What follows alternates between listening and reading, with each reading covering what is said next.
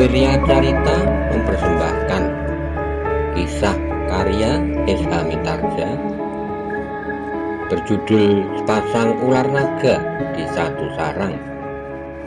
Selamat menikmati. Salam Daya.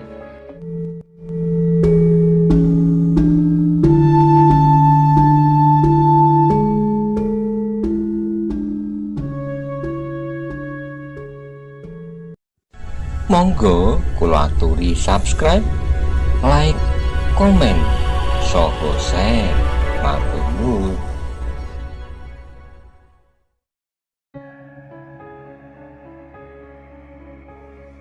Kau, orang itu tertawa. Baiklah, tetapi sayang bahwa kami sudah sepakat. Kau harus mati. Anusapati mengerutkan keningnya, katanya. Di sekitar bangsa ini terdapat beberapa orang prajurit peronda. Apakah kau tidak dapat memperhitungkan bahwa aku dapat berteriak memanggil mereka? Kau tidak akan sempat berteriak. Sekarang aku dapat berteriak. Tapi sebenarnya lah bahwa Anusapati tidak sempat melakukannya. Tiba-tiba saja salah seorang dari mereka telah menyerangnya dengan dahsyatnya, disusul oleh kedua orang yang lain. Anusapati terkejut ternyata bahwa ketiga orang itu memiliki kecepatan bergerak yang luar biasa. Sehingga untuk menghindari serangan itu, Anusapati harus mengerahkan segenap kemampuan yang ada padanya. Namun serangan berikutnya adalah serangan yang dahsyat sekali. Hanya dengan mengerahkan tenaga dan kemampuan yang ada padanya, Anusapati dapat menghindar. Tetapi sampai kapan ia berhasil memeras segenap ilmu yang ada padanya itu? Dalam pada itu, emban yang berjaga-jaga di sebelah bilik permaisuri itu pun terkejut. Mereka mendengar suara ribut di ruang belakang. Bahkan bukan hanya emban itu yang menjadi berdebar-debar, tetapi sebenarnya lah bahwa permaisuri pun telah terbangun pula.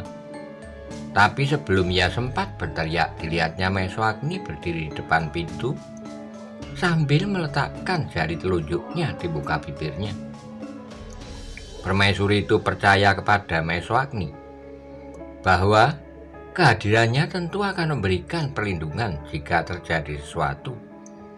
Itulah sebabnya maka ia pun mengurungkan niatnya untuk berteriak memanggil prajurit yang bertugas atau siapapun jika suara ribut itu adalah merupakan bahaya bagi Anusapati. Dalam pada itu Anusapati terpaksa melompat jauh ke ruang dalam. Ia benar-benar mengalami kesulitan melawan ketiga orang itu, sehingga ia sudah memutuskan untuk memanggil para prajurit yang bertugas, meskipun rasa-rasanya hatinya terlampau berat. Apalagi kemampuan ketiga lawannya adalah jauh lebih tinggi dari para prajurit yang berjaga-jaga. Jika di antara mereka terdapat seorang atau dua orang perwira yang memiliki kemampuan cukup, maka agaknya ia akan dapat mempertahankan dirinya. Dan para prajurit yang berjumlah cukup banyak itu pun akan dapat membantunya menangkap ketiga orang itu. Tetapi agaknya ia tidak akan sempat melakukannya ketika orang yang semuanya bersenjata trisula itu sudah siap bersama-sama menerkam mereka. Tapi ketiganya terkejut ketika mereka mendengar seseorang terbatuk-batuk di depan pintu bilik semadi Anusapati. Ketika mereka berpaling, dilihatnya seorang berdiri bersandar di bibir pintu. "Pamanku Dosempono," desis Anusapati. "Hamba tuanku, hamba berani menampakkan diri karena pelayan dalam yang baru itu sudah mati oleh kawan-kawannya sendiri. Karena hanya orang itulah yang pernah mengenal aku di Sabungan Ayam. Oh, dan karena itulah hamba selalu minta kepada Kakang Maeswagni untuk setiap kali memperingatkan tuanku bahwa di dalam istana ini tersembunyi bahaya yang setiap saat dapat meledak seperti malam ini." "Siapa kau?" salah seorang dari ketiga orang bersenjata trisula itu bertanya. "Aku sudah mendengar bahwa kalian adalah murid Empu Badara. Aku tidak tahu apakah kalian hanya sekedar berbohong dan meminjam nama itu, Atau sebenarnya lah kalian murid orang yang kau sebut itu? Tapi seperti tuanku Anusapati, aku pun belum pernah mendengar nama yang kau sebut itu. Diam, kau tidak usah ikut campur, atau kau juga ingin mati? Aku adalah murid Empu Sodo. Mungkin kau juga belum pernah mendengar seorang empu yang menyusuri jalan yang kelam, yang bersenjatakan tongkat panjang, tetapi sekarang tinggal kenangan saja. Adik seperguruanku yang mewarisi tongkat itu pun telah meninggal, dan tongkat itu pun sekarang ada padaku. Apakah kau pernah mendengar? Ketiga orang itu menjadi tegang. Salah seorang berdesis, jadi kau murid Empu Sodo yang bersenjata tongkat panjang itu? Ya, dan barangkali kau juga pernah mendengar yang berdiri di sudut itu adalah murid seorang yang paling terkenal di tlatah Kediri dan Singosari. Ia adalah murid Empu Purwo dan sekaligus kemenakan Empu Gandring, seorang empu keris yang terkenal. Dada ketiga orang itu semakin terguncang. Ketika mereka berpaling, mereka melihat Maeswagni berdiri sambil menyilangkan tangan di dadanya.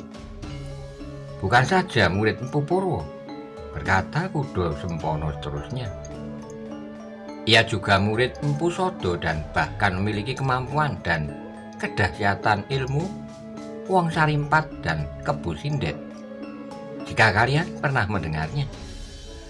Wajah-wajah itu menjadi semakin tegang. Nama-nama itu memang pernah mereka dengar, dan nama-nama itu membuat kepala mereka menjadi pening. Tiba-tiba salah seorang berteriak, "Bohong, kau dapat menyebut nama orang-orang yang memiliki kemampuan tinggi seperti Empu Purwo, Empu Gandring, Empu Sodo, Panji Bojong, Santi, dan siapa saja. Tapi aku tidak percaya. Terserahlah padamu. Tapi yang kami katakan itu hanya sekedar peringatan, agar kalian berhati-hati menghadapi kami bertiga. Nah, marilah kita saling memilih lawan. Tuanku Anusapati yang dikenal sebagai Satria Putih, Maeswagni yang berkuasa atas nama Maharaja Singosari di Kediri, dan yang telah mengalahkan Mahasenopati Kediri, dan barangkali hanya akulah yang tidak mempunyai kebanggaan apa-apa. Persetan, geram seorang lagi. Jangan keras-keras, tiba-tiba Kudo Sempono tersenyum menyakitkan hati. Jika para prajurit yang bertugas di luar mendengar, mereka akan masuki bangsal ini dan umurmu akan menjadi semakin pendek. Setiap perwira di Singosari akan bernilai seperti kemampuan 10 orang biasa, dan barangkali kau memiliki kemampuan 12 kali orang biasa. Diam, diam, bentak yang lain, tetapi Kudo Sempono justru tertawa. Sejenak ia memandang Maeswagni yang berdiri di sudut, dan sejenak kemudian Anusapati. Maaf, katanya kemudian, barangkali caraku tidak disukai oleh Kakang Maeswagni. Baiklah, marilah kita tidak berguru lagi. Tapi apakah kalian bertiga tidak mempertimbangkan kemungkinan untuk menyerah saja? Tiga orang itu menjadi tegang dan seolah-olah berjanji mereka memilih lawan masing-masing. Karena mereka belum dapat menjajaki kemampuan ketiga orang itu, maka mereka tidak dapat membuat pertimbangan siapa-siapa yang harus mereka hadapi masing-masing. Sehingga dengan demikian mereka akan berhadapan dengan orang-orang yang berdiri di paling dekat. Sejenak kemudian mereka bertiga sudah berhadapan dengan ketiga orang yang memang sudah menunggu di bangsal itu. Namun sebelum mereka terlibat dalam perkelahian, Maeswagni masih bertanya, apakah kalian tahu di manakah para pelayan dalam yang bertugas di bangsal ini? Apakah pelayan dalam yang seorang ini telah membunuh mereka dengan licik? Aku tidak peduli, geram salah seorang dari mereka. Itu sama sekali bukan urusanku. Aku hanya bertugas untuk membunuh Maharaja Kediri. Siapa yang menugaskan kalian? Empu Badara. Kau menyebut nama itu lagi, potong Kudo Sempono. Aku tidak peduli apakah kau percaya atau tidak. Sekarang siapa yang akan mati lebih dahulu? Anusapati pun kemudian mempersiapkan dirinya menghadapi setiap kemungkinan. Demikian juga Kudo Sempono dan Maeswagni.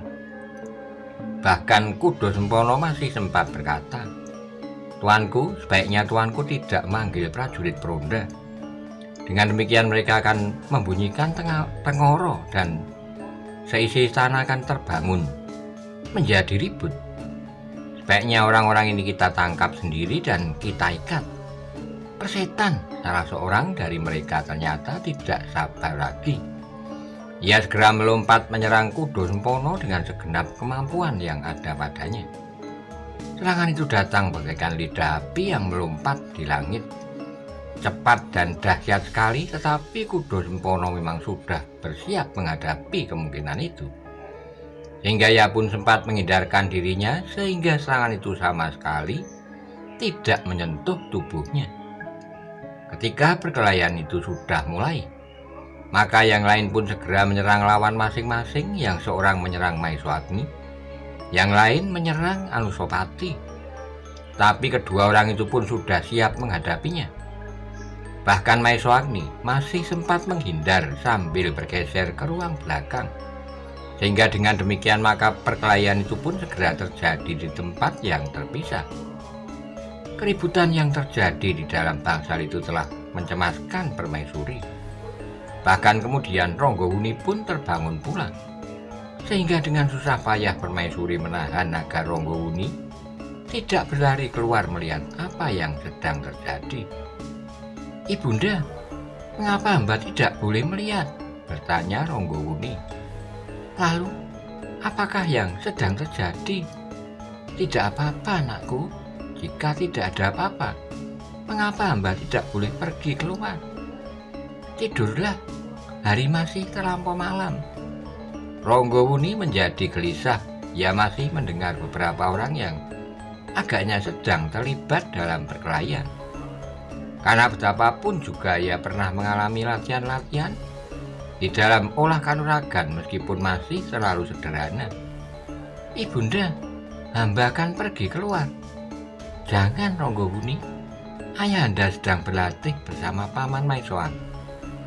Berlatih dalam ilmu kanuragan yang jauh di luar kemampuan daya tangkapmu.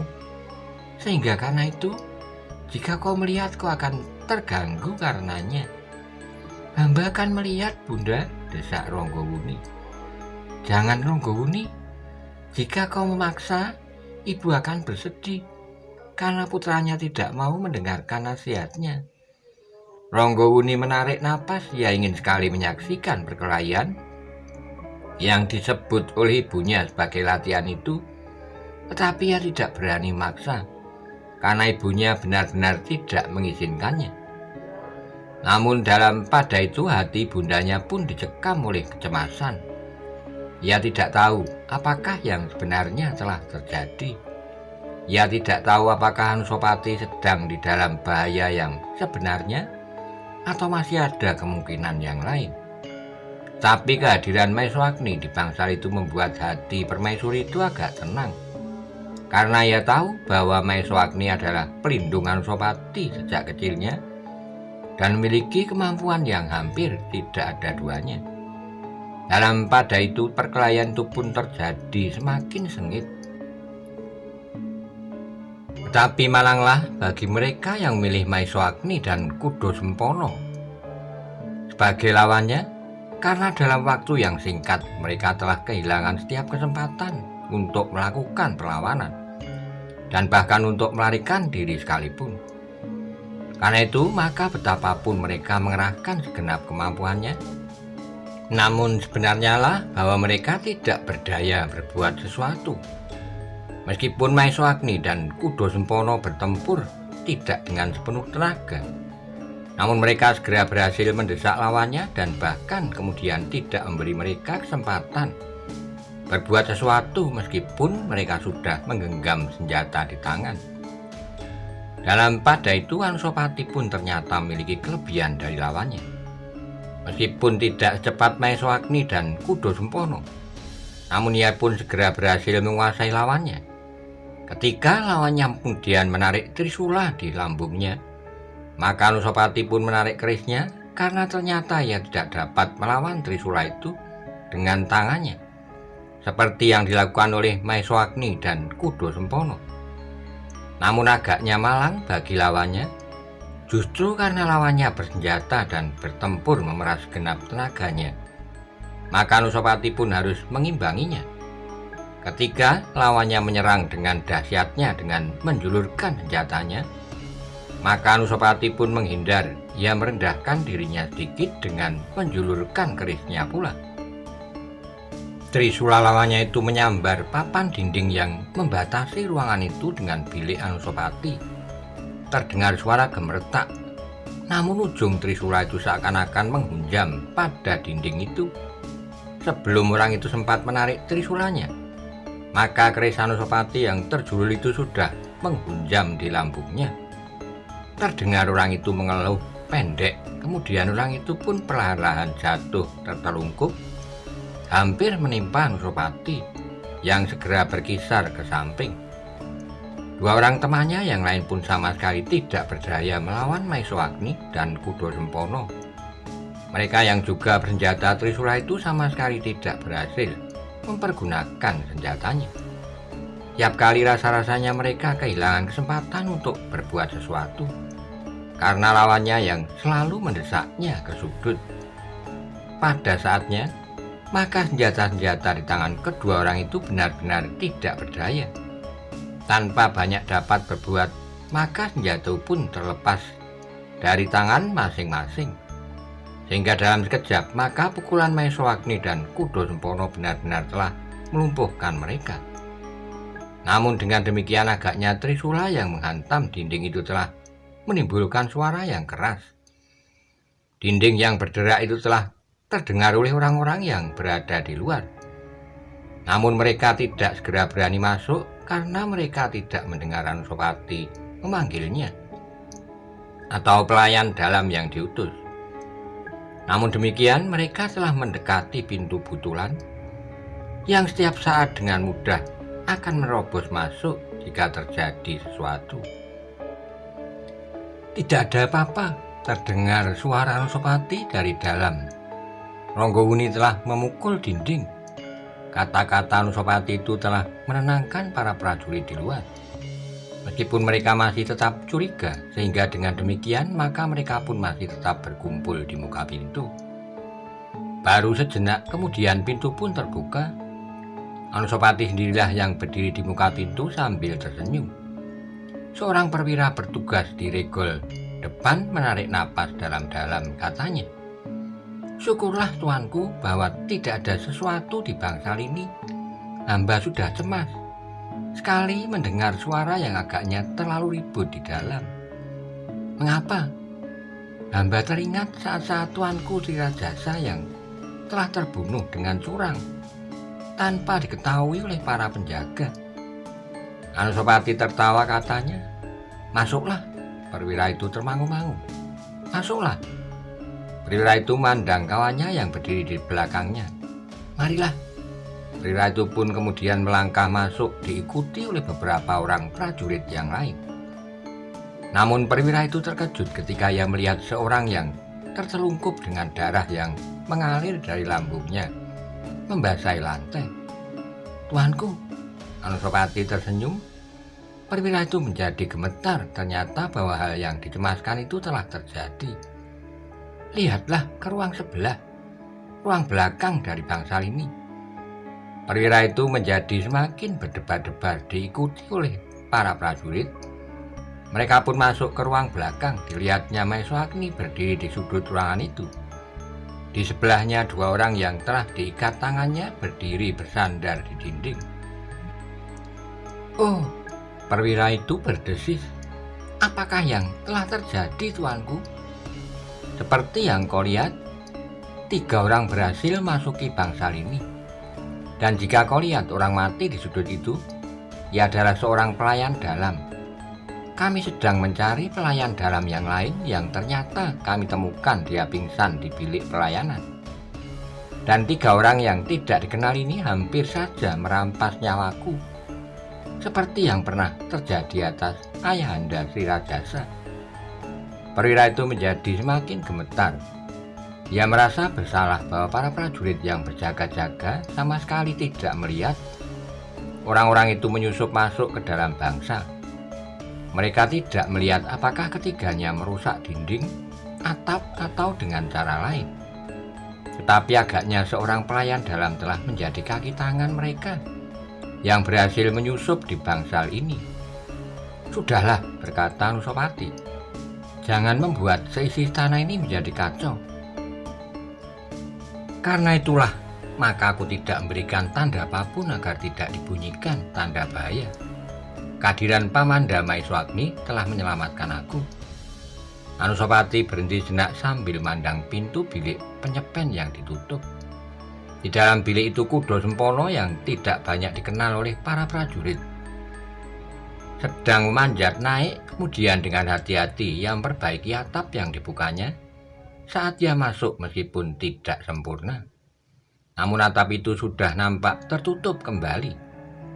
Justru pada saat perhatian semua prajurit terpusat pada keributan di dalam bangsal, Kudo Sempono dengan hati-hati dapat lolos dari pengawasan mereka dan hilang di balik kegelapan. Saat kemudian ia pun sudah melompat dinding dan berada di luar lingkungan halaman istana Singosari. Di dalam bangsal para prajurit masih berdebar-debar. Meskipun Anusapati tidak terbunuh, tetapi mereka dapat dihukum.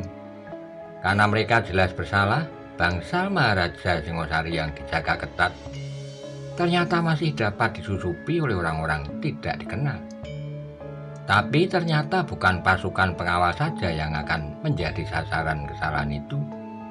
Panglima pelayan dalam pun akan dituntut oleh sebuah pertanggungjawaban bahwa ada orangnya yang berusaha berkhianat terhadap Maharaja Singosari.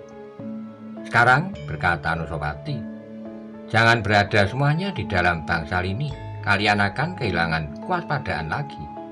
Oh, perwira itu berdesis. Baiklah tuanku, hamba mohon ampun bahwa hamba dan kawan-kawan hamba telah menjadi lengah dan tidak mengetahui bahwa ada sekelompok orang yang berhasil menyusup ke dalam bangsal ini. Sudahlah, jawab Anusapati. Sekarang bersihkan bangsal ini. Korban-korban itu harus diselenggarakan sebaik-baiknya besok. Kalian dapat berhubungan dengan para pelayan di istana ini. Tapi yang penting penjagaan harus tetap berjalan seperti biasa. Dan bangsal ini menjadi bersih. Agar jika permaisuri keluar dari peraduannya, tidak dikejutkan oleh pemandangan yang mengerikan ini. Demikianlah maka para prajurit itu pun bagi tugas. Bagian dari mereka segera mengangkat mayat-mayat itu dan membawanya keluar. Yang lain mengambil air dan membersihkan darah yang berceceran di lantai. Sedang sebagian dari mereka tetap berada di gardu penjagaan di regol bangsal itu. Namun bagaimanapun juga berita tentang usaha pembunuhan itu tidak dapat dirahasiakan lagi. Pada malam itu juga berita itu sudah tersebar di seluruh halaman istana. Meskipun tidak menimbulkan kekacauan bagi mereka yang tertidur nyenyak di bangsal-bangsal. Terutama Ibunda Tuanku Anusapati dan putra-putranya yang lain, Ibunda Kenumang dan putranya, dan para penghuni yang lain.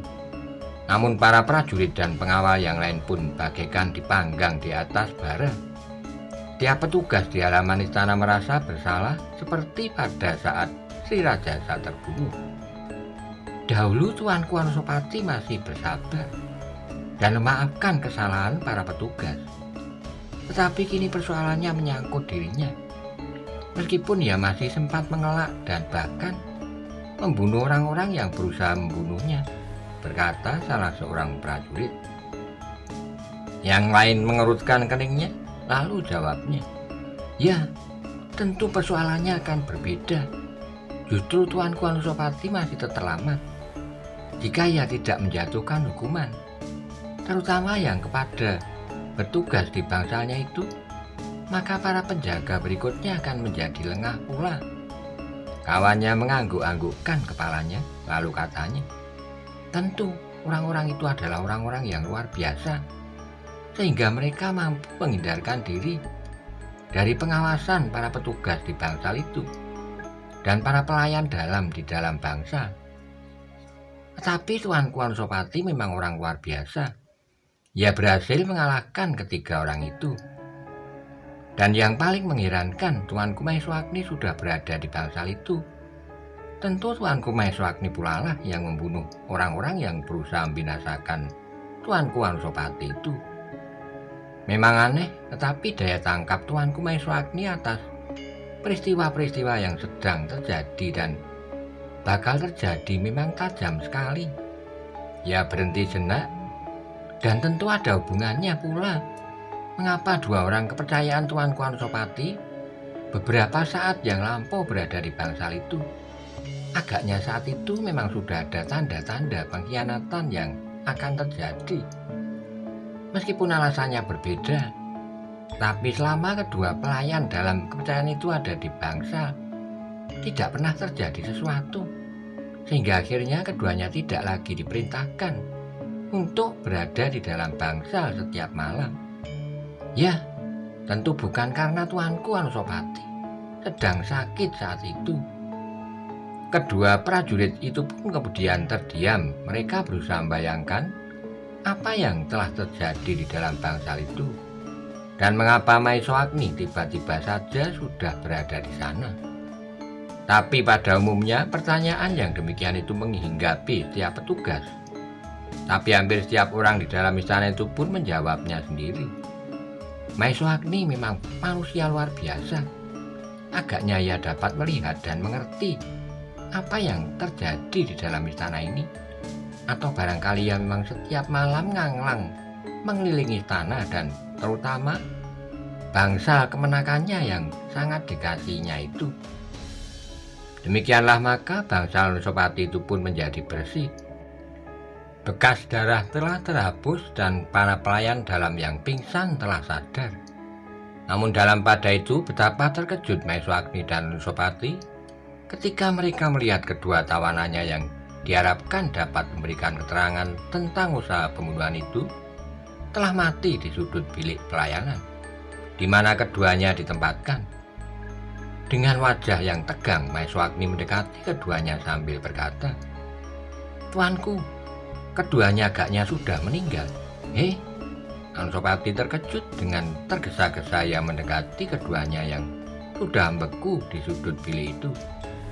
Tapi ketika Anusapati akan meraba orang-orang itu, maka Maeswagni cepat mengambilnya. "Ampun Tuanku, kita masih belum tahu apakah sebabnya keduanya mati," berkata Maeswagni. "Maksudmu? Jika kematiannya disebabkan oleh sebangsa racun yang dapat menjalar karena sentuhan, maka Tuanku pun akan keracunan." "Oh," Anusapati mengangguk-anggukkan kepalanya. Ia sadar bahwa ternyata ia kurang berhati-hati. Jika keduanya benar-benar kena racun yang menyentuh dari luar tubuhnya, maka racun itu memang menjalar kepada orang lain yang menyentuhnya pula. Beberapa orang pelayan dalam yang sudah sadar akan dirinya itu pun kemudian diperintahkan oleh Maeswagni untuk mengambil beberapa buah lampu, sehingga bilik itu menjadi terang. Dengan demikian Maeswagni dapat melihat dengan jelas bahwa kedua mayat itu memang keracunan. Tapi menurut pengamatan Maeswagni, racun itu sama sekali bukan membunuhnya dari luar, tetapi justru dari dalam. "Mungkin sebangsa pasar itu lagi," desis Maeswagni. Karena Maeswagni kemudian yakin bahwa racun itu tidak membunuhnya dari luar, maka justru lewat saluran darah, maka ia pun kemudian berani meraba mayat-mayat itu dan mencari luka yang barangkali menjadi pintu masuk racun itu sehingga menyentuh darah. Tapi kali ini Maeswagni tidak menemukannya, sehingga dengan demikian ia mengambil kesimpulan, "Tuanku, menurut pengamatan hamba, agaknya kedua orang ini telah membunuh dirinya." "Bagaimana mungkin ia membunuh diri? Ketika kita menangkap mereka, mereka langsung kita ikat tangan dan kemudian kakinya. Mereka tentu membawa semacam butiran racun. Agaknya mereka telah menelan racun itu, demikian mereka merasa tidak dapat memenangkan perkelahian ini. Aku kurang yakin apakah demikian besar kesetiaan mereka pada orang yang memberikan perintah pada mereka itu, sehingga mereka bersedia dengan sukarela mengorbankan nyawanya. Agaknya demikian yang harus mereka lakukan. Mungkin mereka memang orang yang setia, tapi mungkin juga karena di dalam perjanjian jual beli tercantum ketentuan bahwa jika mereka gagal mereka harus mati. Bagaimana jika mereka tidak usah membunuh diri dan menempatkan diri di dalam perlindungan kami? Jika mereka bertiga langsung mengikat perjanjian dengan orang yang berkepentingan, memang mungkin sekali tuanku, tetapi jika yang mengadakan perjanjian itu justru guru mereka, dan perintah bagi ketiganya benar-benar datang dari seorang yang disebutnya gurunya dan bernama Empu Badara, maka keadaannya akan lain. Tentu mereka tidak akan berani ingkar apapun yang harus mereka lakukan, termasuk bunuh diri.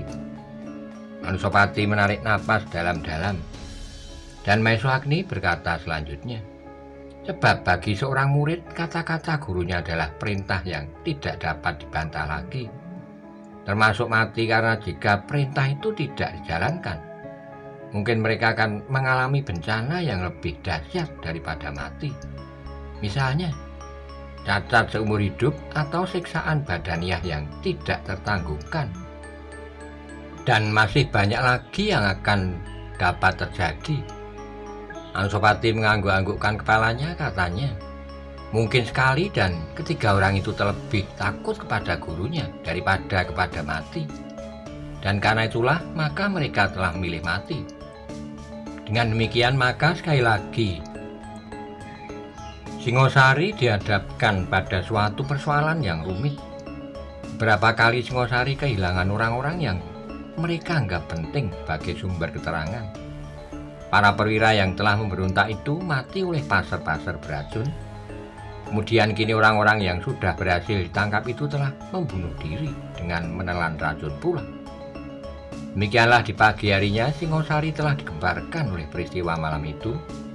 Betapapun hal itu dirahasiakan, namun berita itu pun tersebar di seluruh kota, bahkan kemudian di seluruh negeri, bahwa sekelompok orang yang tidak dikenal telah berusaha membunuh langsung Tuanku Anusapati.